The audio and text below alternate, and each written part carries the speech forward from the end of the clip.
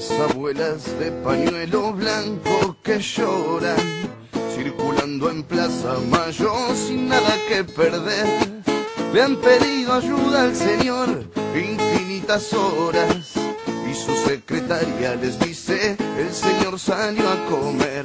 Miles de familias que, llegadas las fiestas, ni pan dulce ni esperanza para Navidad. Le han pedido ayuda al Señor y este no contesta. Deje su mensaje que yo lo llamo a la brevedad. No nos mientan más, que ya estamos hartos, que si Dios existe yo soy Enrique IV.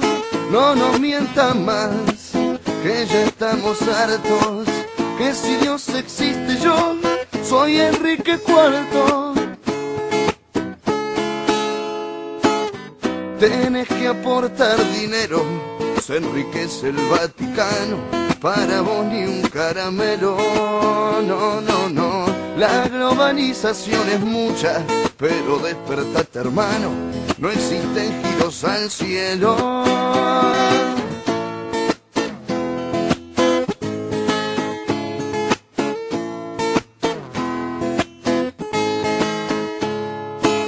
Los esclavos de la calle, los que duermen en coches, han rezado por ayuda infinitas noches. Lamentablemente el Señor labura de día.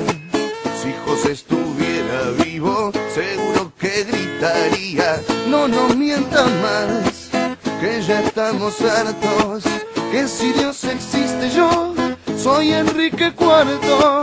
No nos mientan más, que ya estamos hartos, que si Dios existe yo soy Enrique IV. Pueden tomarlo o dejarlo, mi consejo es todo suyo. Para mi Dios es chamullo. No, no, no, yo creo en el caminante que lucha con viento en contra y aún así va para adelante.